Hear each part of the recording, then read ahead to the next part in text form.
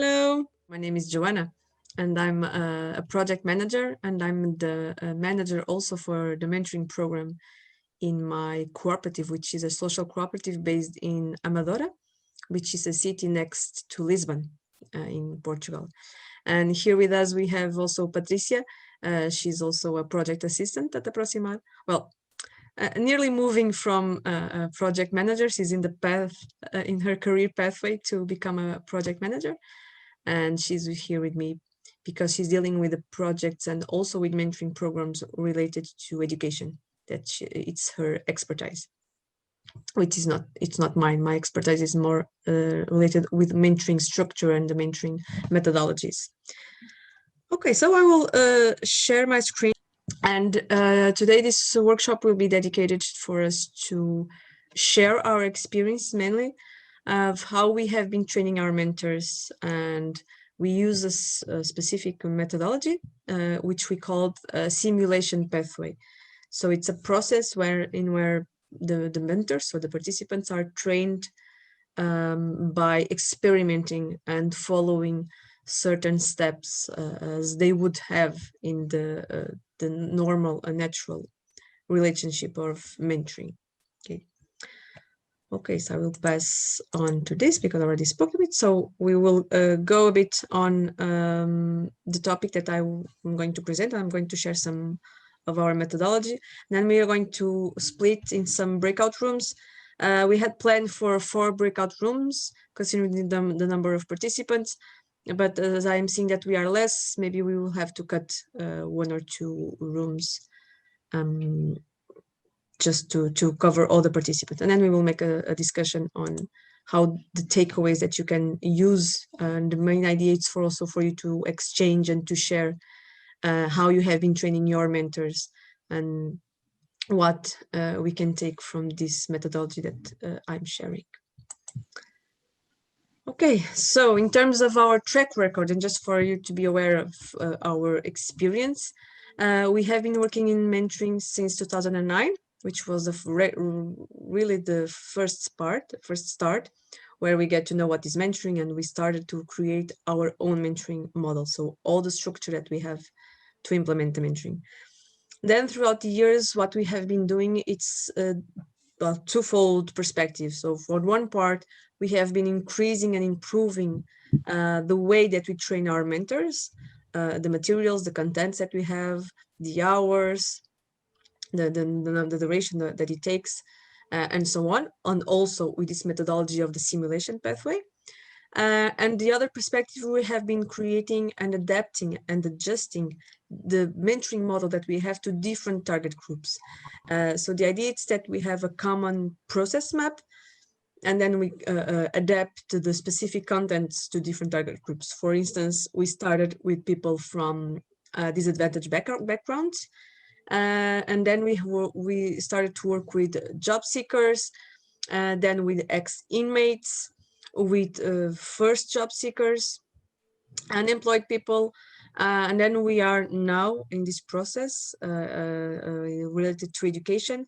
We have 2 specific projects. We call it innovation and development laboratories because they are still in development, which is called Parent at Us and Into Diversity, and they dedicate to mentoring with parents and mentoring with teachers. Okay, and this is the pathway that we have been working on. Okay, following more closely in terms of the Parent at Us, in slide 6 you can check it out. The main purpose and the main aim is that we provide mentoring to parents, especially to low skilled parents or parents that come from deprived neighborhoods, and that we can support them and in the best way they can be to support their children. Okay, so we mainly also target children that have low achievements at school, and to support those parents. And there are a lot of practical resources that we create. So these are European Commission funded projects, and they are funded transnationally, so with different European countries. And we create different resources to use in this process of mentoring. So as you can see, of course, it will also feed, and this also supports our own mentoring model and programs. Okay. The other laboratory for innovation and development that we have, it's called Into Diversity. And this one is to deliver mentoring to teachers and to support them dealing with the class, especially with disruptive behaviors, and also supporting the students to raise the learning outcomes that they have for the school. Okay. Again, we also have a lot of practical resources, as in, if you can see and check the two resources, the two lists of resources, there are some that are similar, which is the profile for the mentors or the training course. Okay, so the idea is that we have a common path. So there is a part that it's common for all our training, but then we have a specific part. For instance, in Parentaras, we have a specific and very dedicated training on parental engagement, which is a very new topic in education. And in Into Diversity, we have a very big part on diversity, multiculturality, and how to deal with those disruptive behaviors. Okay, so there are specific skills, and most of the times when we focus on innovation and development in our mentoring model, this is what we look for: how we can improve the mentoring model that we have, and how we can make it more adaptable and specific for different target groups. In terms of the resources that we now have in our mentoring model, so we have the profiles. So we have set a profile for managers, mentors, and mentees. For mentees, we have a specific profile for job seekers and then unemployed people. And as I was saying, whenever we try to innovate and improve this profile, these are the laboratories that I was mentioning. So we keep improving and defining and refining the profile that we have. These profiles are a set of competencies or skills that we want them to achieve. And we have created self-assessment questionnaires for them to complete. But basically the most important asset, it's an online tool that we have developed and created ourselves. So that they can complete these self-assessment questionnaires online, and they can get the results right away. And we can even get results individually or by group. Like for instance, you can set the group of mentors, and then you can compare the average score that they have, the average profile, and you can even check for progress and see, for instance, a group of mentees before they are in the mentoring process and after they take the mentoring process, how they progress in terms of those skills. This has been particularly important for the job seekers because there are a couple of skills that are related to employability and the way they seek for a job. Then the other resource that we have is a training course, and this is what led us to this workshop. We have a training course for managers, but the most used resource is the training course for mentors, of course, because we train our mentors on an annual basis. Yeah, we have been having at least one training for mentors every year, and the past 2 years we had a more substantive track record on that because of the simulation pathway, because it turned people more engaged. In these training mentors, we use a blended learning approach. So we have online contents and then we have face-to-face activities. And in those face-to-faces, we use exercise activities, group dynamics, so everything that can make it much more interactive. But every time focusing on the theory of what is mentoring and the concepts and what are the skills that they need. 3 years ago, we have developed this simulation pathway that I'm about to present to you. And this is the innovative part that we have introduced in our training for mentors, as they feel much more self-aware of the skills that they need to have. And then finally, in terms of the structure, I would say, and the methodology, we have a full process map, so all the step-by-step approach in terms of how to recruit the mentors and the mentees, how to do the matching, how to provide supervision, and all the steps to implement a mentoring program. We have it in a document with a series of tools. We call it replicability tools because there are a series of templates that any organization and any practitioner can adapt. And also we feed this mentoring model and this process map with some case studies from previous works and some tips, more practical tips from other organizations. Okay, so this is what we have. In terms of the process map, and probably this is not surprising for you because more or less follows pretty much the same structure as any other mentoring models. We have the program launch, so the recruitment of mentors and mentees, which happens on a frequent basis. And then we have the mentors training whenever we have a group of mentors that needs to be trained. So they are newly volunteers to our organization. We set this mentor training. They complete the initial self-assessment that I presented to you related to the profile. And then right away, when we have this mentoring training, we already make an administrative matching with the mentees. So those kind of matchings that we connect people by time availability, geographic distance, and those kind of things. Then we start the mentoring with a welcome and we confirm the matching that we have made. Then there is a mentoring process that carries on. And then we have 3 parts of the evaluation, which is the follow-up. We have supervision meetings, so frequent meetings with the mentors to exchange experiences, to revisit some parts of the training if needed, to clarify some things, or sometimes it's just to share the experiences that they are having.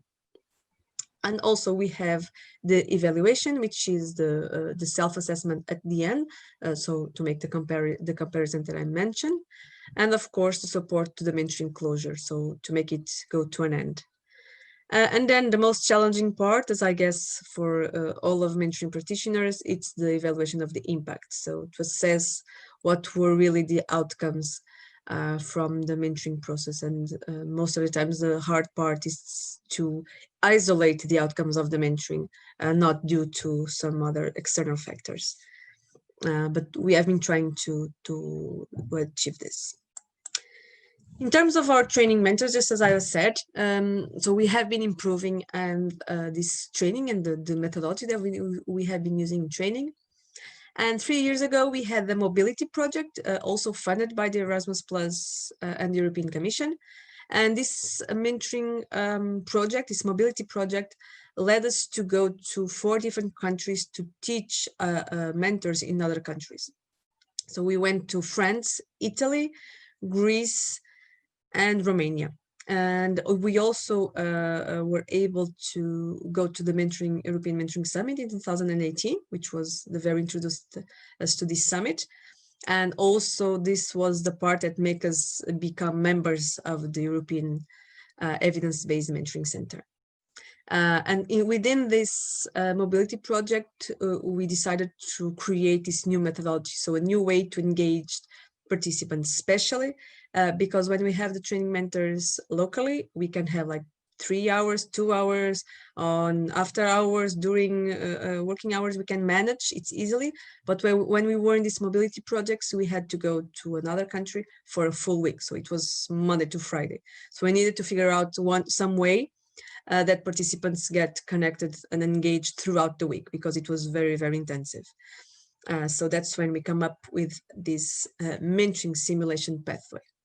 So the idea is that we recreate what would be, let's say, the steps or the stages that the mentors and the mentees go in the mentoring relationship.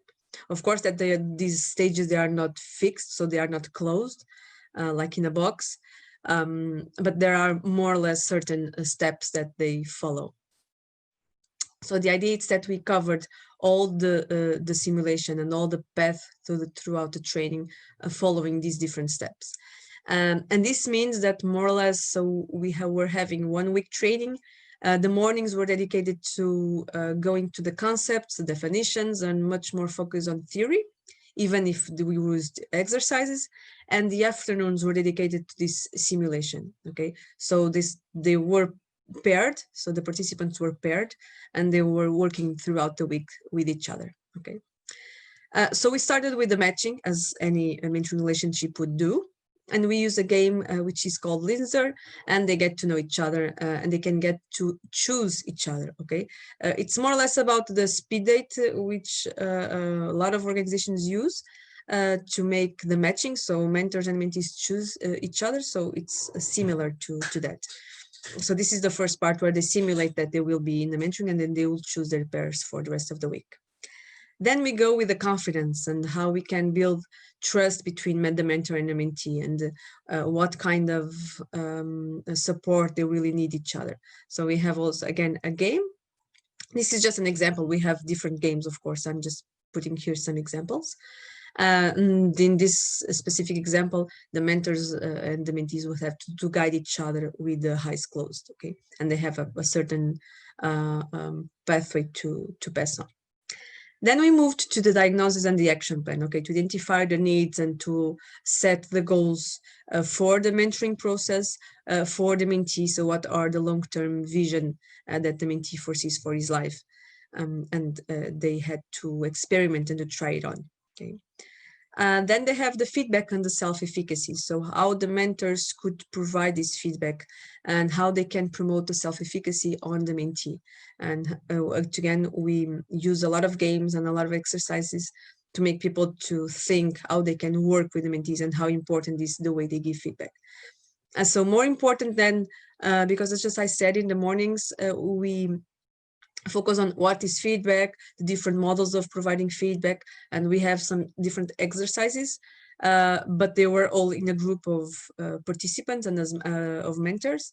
But when they are in the mentoring simulation, they really get more into the topic of feedback, and they really have to provide feedback to their mentee, which is just another participant who is performing the role of mentee. Okay, but what we have found, it's that they really reflect and they really got aware of the importance of these tasks, because you might find, and for sure you have these experiences also, you might find many participants saying, okay, for sure, I've been doing feedback a lot of times, I've done it, I know what it is, I know the different models to provide, and it can be even very good at providing feedback, but he's never provide feedback as a mentor, as a non-peer mentor for someone in a disadvantaged background. For instance, we have a lot of mentors that they are businessmen and they are very good at leadership and providing feedback to their staff members. But when they are dealing with a mentee, which is just some other person, they are not in a supervision relationship, then it gets harder. And they found it in this mentoring simulation pathway, they found that it is harder when they are dealing with their own staff members. And then we continue with 4 more stages. So we go then to problem solving. In this part, we have a problem that we presented to the mentor and mentee, and they have to create a solution and to find the way to work together, to set the goal, and to define how they will accomplish the task that they have.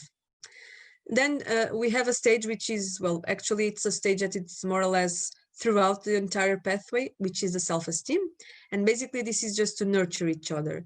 So throughout the process, we invite and we suggest for the pairs to provide positive feedback, to say nice words, even just post it with good morning, hello, how you're doing. So even small things, very, very simple things that they can do just to nurture each other and just to improve that self-esteem that many times we face that mentees do not have.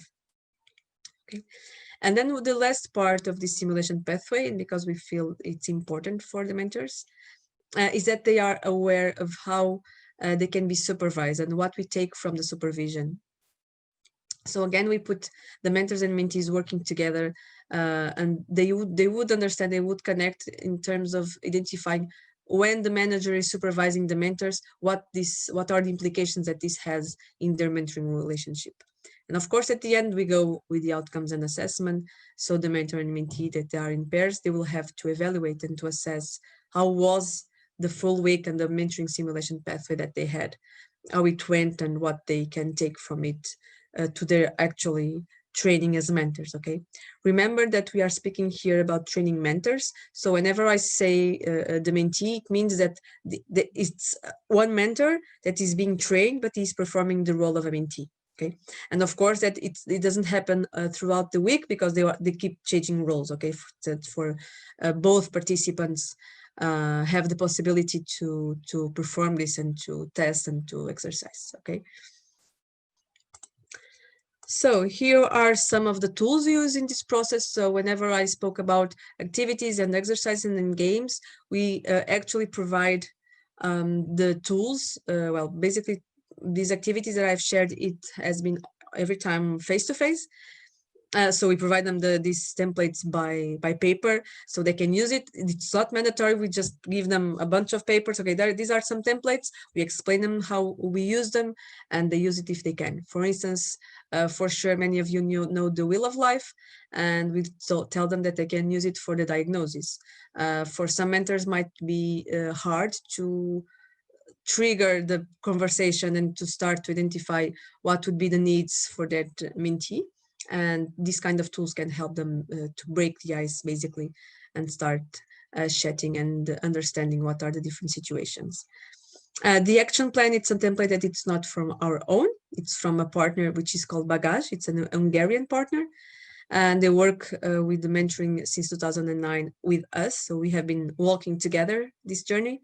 And the idea is that they created the stairs in terms of, okay, having a main goal and then divided it in small steps, which are the stairs that they have to climb to get to that goal. Okay, so this is the idea of this action plan. Now I'm nearly finishing, so this is just some pictures about the simulations that we have been doing. So these are just a couple of a pair of mentor-mentee. So they are both mentors, but they are performing the different roles. Okay, and these are another picture of the game, which is a sugar cube tower. It's related to the problem solving, which every time we have a training for mentors or a workshop in mentoring, we always want to have this activity, but for an online environment, it was not possible. So we had to arrange something else. So they have to create a sugar cube tower, which might seem for you very easy, but believe me, it's not. I've been there. I have been trying this on my own, and it's not very easy to complete the task. Okay. Although, as you can see in the picture, this group, this pair, they really managed to complete it. Okay. So before I move on to the groups, do you have any question, any comment that you make, or any? I'll move on, so not to waste time in the for the breakout rooms. So we'll be splitting. Okay, I will stop my screen just to check how many participants we have. Okay, so we'll have 3 breakout rooms. Okay, and what I'm going to ask for you is that, okay, it's that you you follow. So you will be split it into 3 breakout rooms, and I will ask you to look at the name of your breakout room. Okay, you'll see the tag of your breakout room, like room number 1, and there will be a name on it. Okay, and you'll have to go down to the slides that you have there, and you will have to read the task that it's there. Okay, there is a task, it is explained, and you will pretty much understand what to do. So there are different roles. So the first thing is to define the different roles and will be who. Okay, don't forget to choose someone to be a spokesperson. Okay, because when we gather at the end, one of you will have to share with the others what they have done and how it was. Okay, so repeating again, 3 breakout rooms, the name. So there is the room number 1, 2, and 4. Okay, and then you have a name. Okay, and then you have to go down to the slides and search for the number of your room and then the name. Okay, and I will pass on the different groups just to check in. Okay, so see you in about, I would say, 20 minutes, 22 minutes. Okay.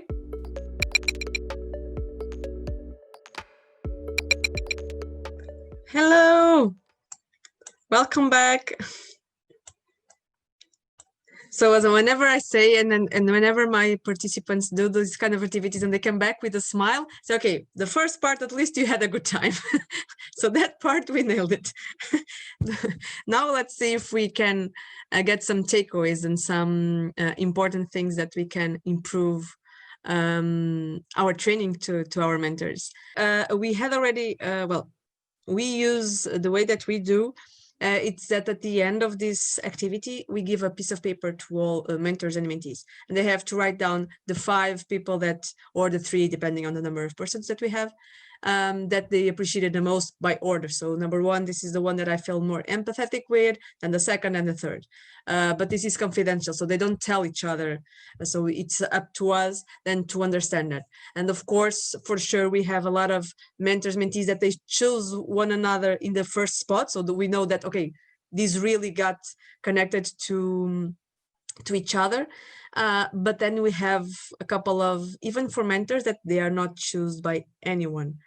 I think that we never had mentees that weren't chosen, but we had mentors that no one wanted to work with that mentor. So no one felt a big empathy with that one. It didn't appear in any of the items list. So of course that puts us into a challenge, because we have to understand if the mentor was uncomfortable, if it's just by coincidence that no one in that group felt empathetic with.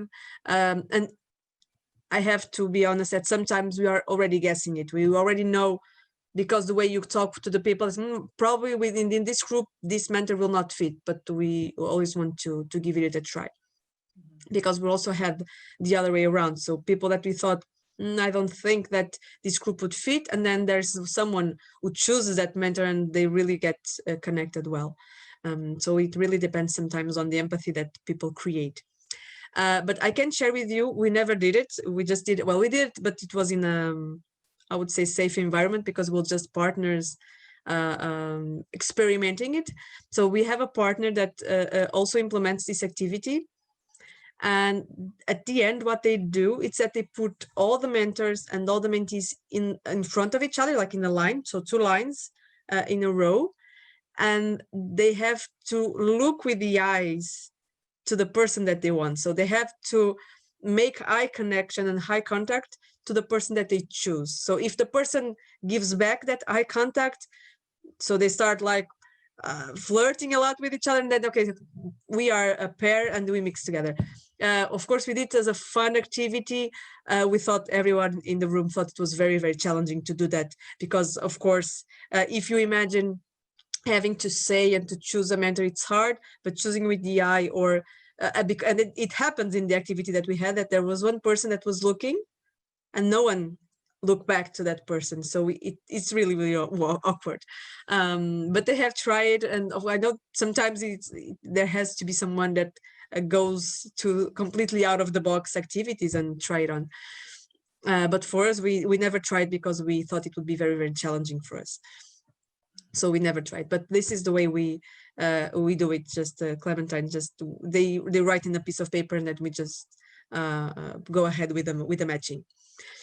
For the mentors, when they are being trained, what we have noticed, and the importance of this activity, well, first is that they get used to it. So whenever we put it in practice, well, with the real mentees, not with other mentors playing the role of mentees, they already know what to expect. So for them, they are a little bit more relaxed and not so uncomfortable. And the other thing that we have noticed is that many times we have mentors that are in the mentoring process thinking, okay, this is a process for the mentee is the center, which is okay and fine. But they, as a mentor, to make the relationship works, at least in our perspective, they have also to open up as a mentor. They have to be connected and engage in the relationship as a person. So not being, okay, this is all about you and questions to the mentor, the mentee. It's also about mentor sharing something about himself. And these kind of questions, putting them to think. Remember that I spoke at the beginning that this simulation pathway, what makes us, what the biggest learning that we have taken from it, it's that it really puts mentors being aware of the specific things, these very, very small things, but they really think, yeah, I have to tell something about myself. This is not like we have a lot of mentors that are social workers, for instance. They have that habit to make questions to the mentee, like Clementine was saying, are you married? How many kids do you have? And they don't tell anything about themselves. And this is not a mentoring relationship. In a mentoring relationship, it's about both people having a pair and being in a relationship. And so this activity also has taught us that to us. Okay. Many times when you spoke about it, many participants, when they start reading the task, they immediately get it. Okay, this is about communication, as you said, and of course it has some part about communication, like giving instructions, connecting. but we also and has a lot to do about confidence. And the confidence, it's in terms, and it is both ways, because it's in the part that you're saying, okay, the mentor encouraging the mentee for a certain task.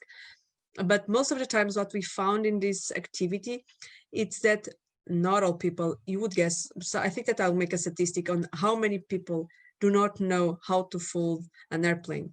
And even worse than that, to explain to others how to fold it in a piece of paper. Okay. And besides that, it's not just a regular airplane, because, well, the instructions that we gave according to the online environment was for you to search on Google, but most of the times when we do it face to face, we really provide one specific airplane to be built. And trust me, we found one very, very hard to do. And of course, there are some people that they are very good at doing it. They are very practicing a lot, but there are a lot of people that don't know. And we have people that were performing the role of mentors. They were completely panicking about, I never fold an airplane, I don't know how to do it, how will I explain my mentee to do it? And they start being looking at the goal and saying, I have to do it, this is my test, this is my goal. And they get furious sometimes with the mentee because the mentee is not following, and they don't even stop to say, to ask. We had a couple, of course, people that take it, well, really, we have to do this, but I'm not really good at it, have you ever did it? And the mentee say, yes, I did, I'm very good at doing airplanes. Okay, so can you do it? Do we have to do something, because they cannot show the paper? Okay, it's something that it's hidden to him, to mentors, but they start engaging in with the mentee. And this is also the part of the confidence of, sometimes in the mentoring relationship, you also have certain goals, and the goals ideally are for the mentee to grow up. Of course, that the mentor also gets some very good takeaways from the mentoring relationship. But the goals that we set in the action plan are for the development of the mentee. So if the goals are for the mentee, then it is supposed to be the mentee to be guided. Although many times we have the mentees that they are relying on the mentor and say, okay, you are my mentor, you have to tell me what to do, when to give me. So it's also much more connected with the empowering of the mentees. But this part of the confidence really puts mentors, and many mentors, of course, that sometimes they get to reflect on what is happening, but then you see that they are all in the room playing this game together, and they start noticing on the next pair, and they say, okay, he did this, maybe I should have done that. I never thought that I would ask my mentee what he knows about it, you know. But again, I don't know your experience about with your mentors, but we deal a lot with, I've said before, with mentors. They are businessmen, so they are a very particular, they are very good leaders, they are very good at their job, but they are very used to have that formality of a business. So they provide a very good support to their staff members, but when they have to jump from a more informal relationship, they get a bit discomfortable at the beginning. So we just have to provide them these tips, and they will be aware of what is the way they can go. Okay. So this is why we have been using this to train. And remember that when I presented the simulation pathway, it's the part of the confidence that for us, it's really, really important. Okay. So this is just one of the activities. Actually, and just let me explain to you this first part. So the idea was, of course, to identify the limits and to set the boundaries. Because many times what we face with our mentors, so they are volunteers for us, or we are an NGO, and most of the times they are businessmen, so they are completely in the opposite side in terms of the sector. They are looking for profit, and we are not. So, and they really want to have a piece of this volunteering and engagement. And many times when we ask about this type of when we are in the training, in the part of the theory, say, okay, we have to set boundaries, do not share your phone number, you can meet in our space, so don't go to your house, so don't tell your address, things like this, which are very common. They say, oh, what's the problem, which is my phone, it and that, and taking in my car, and they feel that there are no boundaries. I'm here to support, I'm the volunteer, I will do everything. And then when we start to to show them some case studies, some specific situations that have happened, they start to become, maybe I have some boundaries, but they are not aware of those boundaries.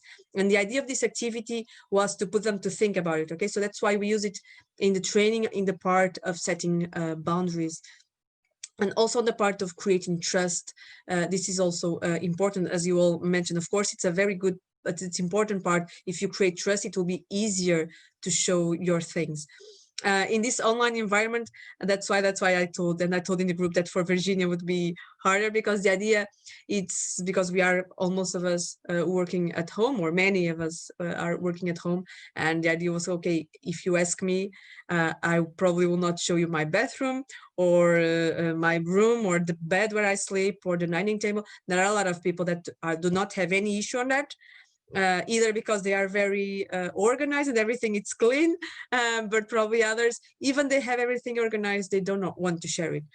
We also ask to share some family photos, those kind of things, okay, that are really personal, and actually we don't know each other, so why would I show some picture of my kid, for instance? I don't know, those kind of things. So this is the idea for the online environment, to say, and I think did any one of you, at least Mustafa and Teresa, that you did stop, that you said, oh, I don't want to show that?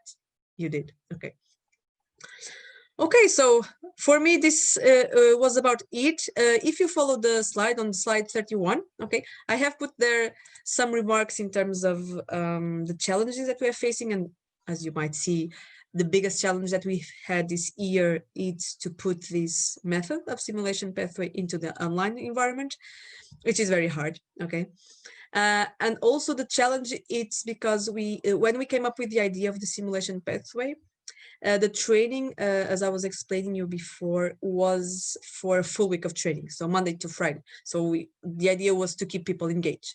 But then we thought the method was very good, and the mentors feel very engaged and appreciated a lot this simulation pathway. So the second challenge was how we make the simulation pathway into the regular training that we have. For you to know, our regular training, it's about 20 hours with 8 hours online. So 8 hours, they just can go at their own pace. They have some audiovisual materials, multimedia materials, so with animated graphics and so on, and with the audio speaking at the same time, so they keep them engaged. They have some quizzes, documents to read, and so on, but they do it at their own pace. And then we have more or less 12 hours, not more or less, 12 hours face-to-face. Sometimes, or most of the times, we do it like 2 days, 6, or sometimes we do it in packages of 3 hours or 4 hours, it depends, okay? So as you can imagine, it's really different, because when it's not the same as to have a simulation pathway when you have Monday to Friday with the same person, because really for one side, they start getting tired of the same people, the same group of people throughout the week, but because they have this simulation, they feel engaged with at least one person, and they feel connected with that person, and they improved a lot during the week. But transforming it to our model, which sometimes can last for 1 month, so like having 1 session per week of training, depending on the availability of mentors, it's harder, because I don't feel that connection, okay? But we have using it, and we have been trying it, but we feel this difference, okay? Now with the online, it has been harder, but we have been trying to use it anyway, making the advantage of these online tools of Zoom and the breakout rooms and so on, so we can still have this sense, but for sure it's not the same thing as they were actually there physically, okay? But for now, this is what we do. So this is the challenge that we have for now. Final ones. Okay, so I will just close, and I would like to thank you very much for joining this workshop. Thank you for your active engagement in the breakout rooms and for your sharings. Okay, I hope you can take some ideas and some takeaways from these topics and these games that we are having. Okay, so have a nice afternoon to all, or nice evening for some of you, according to the time. Thank you. And a good time on the rest of the workshops and on the summit. Just to add to that, because, well, being online, it's harder to get, but the actual game that we do it, as I said before, we just tried this completely online just once. So before we do it face-to-face, of course. And the idea is that we have 2 groups of people. So one group, they form a circle. So that's an outer circle and an inner circle. And they are all facing each other. So they do just as Tina mentioned. So they have a question, they answer both, and you can set 1 minute, 30 seconds, depend on the rush that you want to put on it, because be sure 1 minute, it's very short for some questions. And then when you pass to the other question, they move. Okay, so the outer circle or the inner circle, as you wish, it's the same. They move and they answer the next question to the other person, and they keep moving. And then the list of questions, I just put you 4 questions because we have limits of time, but sometimes we have a list of 20 questions if you want. And you can easily change either the questions or either the time that you provide. And the idea is that people find commonalities, okay? And at the end, we give them a piece of paper and they have to choose the 5 people that they felt most connected with, being the first one, like it's a priority level. So this is the person that I feel most empathetic with, the second one, okay? And with that, we use, well, we do it for mentors and mentees, okay? And then we use it to make the matching. Of course, that we already know, and you are experienced also with mentoring. We do already some administrative matching that we feel maybe this person will match with that person. But based on this activity, we also can add to what our ideas. Maybe they are broken, the ideas that we had, and sometimes they are reinforced. So, okay, we decide, okay, actually, we thought this person would go along, and they actually choose each other. And we have some cases that the first ones are completely in line. But of course, we also have situations that there are mentors that are not chosen by any mentee. Okay, you will also have to deal with that, of course. Okay, but this is a much more interactive way of people getting to know each other. Okay. We also used it, and of course that you are right that the communication it's a very important and it's and of course that a lot of times this happens, and the activity it's actually by that. But not only that, as you saw in the tag of the group, the room, the tag was confidence, and the idea is that many times you tell, like, regardless what you say, that when you are recruiting the mentors, that you say, okay, you will support someone else, but it's important that you hear that you empower your mentee. They are coming to the idea that, okay, I'm the mentor, I'm the one who knows, and I will tell the mentee what to do. Like Florian was telling Margaret how to do the airplane, but Margaret already knew how to build an airplane, even probably even better than Florian. And this is the idea, to build the confidence, and it really puts mentors to think about, yeah, okay, I really don't know how to do it, because we think that folding an airplane in a paper, it's very easy, but it's not. And for this online environment, I asked you, Florian, to choose something from the Google or Yahoo or some search engine, but sometimes we provide the actual plane that we want mentors to say, and of course that we choose very hard planes, just to put this. And we have found mentees or participants that are performing the role of mentees that they do know how to fold very, very well.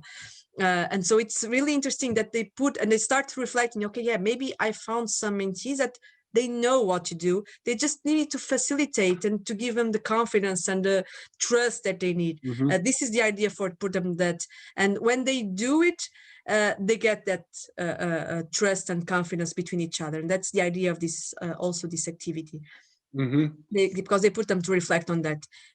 Very much our activities is to put them to think about it and to simulate what would be in real life. Okay? That's the idea.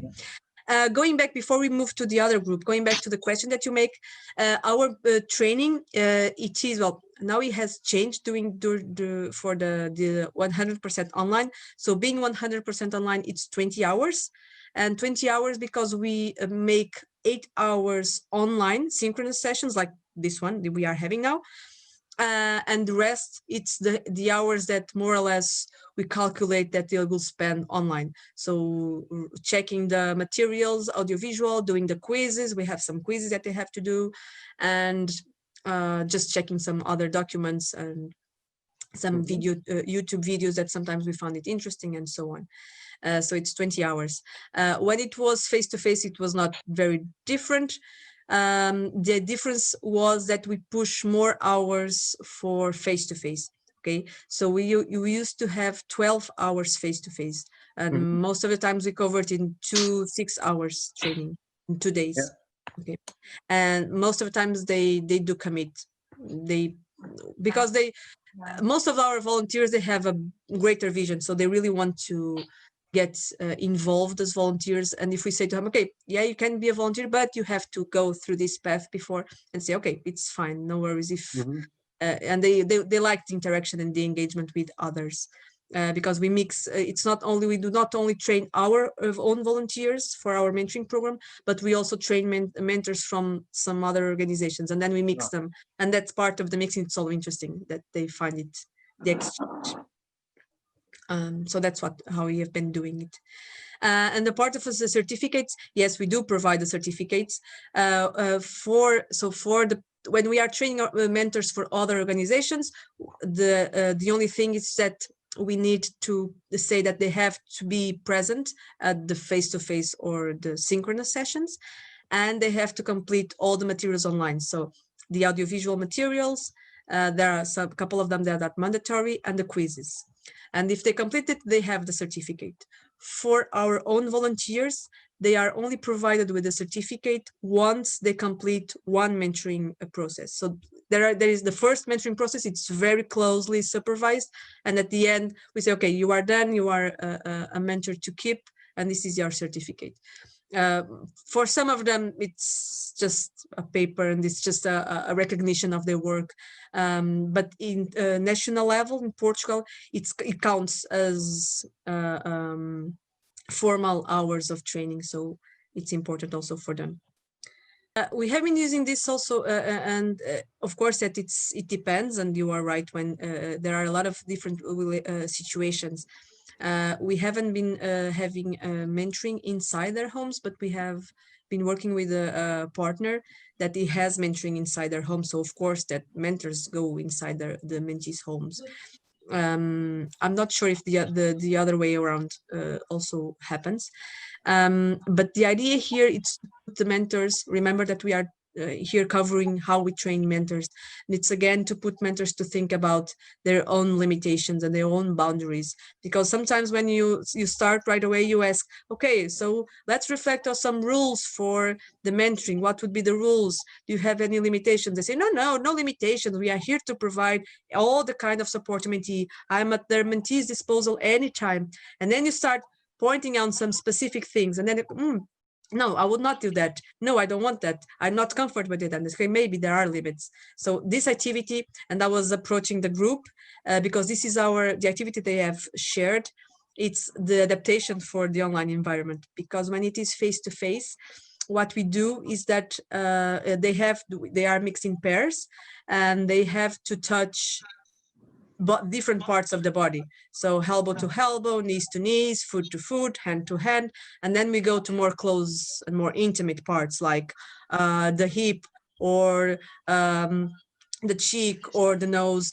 And of course, as you can see, when most of the times they do not know each other, so they will not. And even there was once that we asked two participants, they work on the same organization, so they more or less knew each other, but very briefly.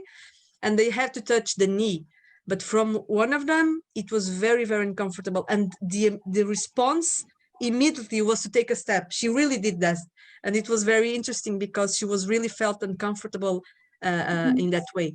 And they start to thinking about, okay, we need to set the boundaries, we need to set and to know ourselves and to identify the limits.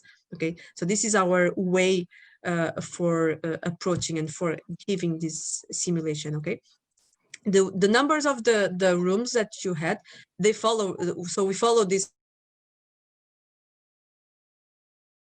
just as I presented you before. We had on the mentors training that we had in that project that we went to different countries, the training was for about 1 week. So it was only face-to-face. And we started most of the times on a Monday afternoon, and we closed on a Friday afternoon, morning, depends.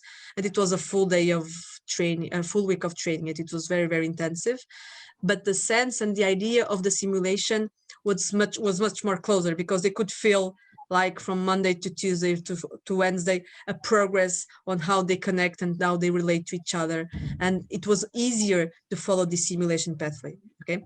But again, when we do it in the 12 hours face-to-face or the 8 hours online, as I presented to you, we can also do it because we can use these breakout rooms so they can have a space to try it out.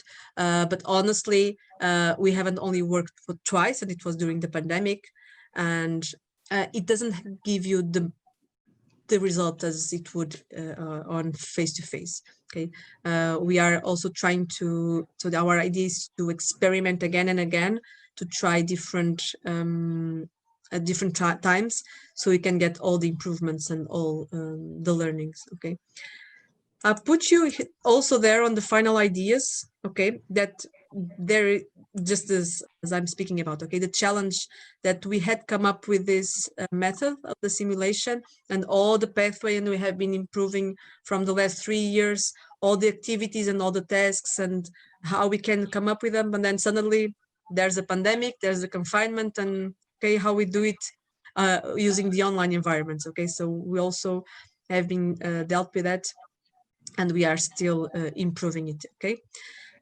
so far we have using this method, we have 7 courses and 87 participants from 6 countries, and all of them appreciate it. Okay, so you have there some remarks from their evaluations, but they have appreciated because most of the times they really are not aware of the things that we are speaking about, of boundaries and limits and confidence. They know it in theory, but then when they are put it in the activities and in practice, they get a little bit shaken up of how they felt. Okay. Thank you very much for all your inputs and your active participation. I'm at the website of the mentoring. You can send me a message if you'd like. I have already been in connection with Fatih. So for the rest of the others, you can send me a message if you would like to chat something or discuss about something else, or to just exchange some practices. I hope you have found this workshop interesting and useful for you. And I wish you all a very pleasant afternoon or evening and a good night bedtime for Delia. Thank you. And see you all during the summit. Hope to connect with you later on. Bye. Yeah. Bye. Bye-bye. Bye. Bye.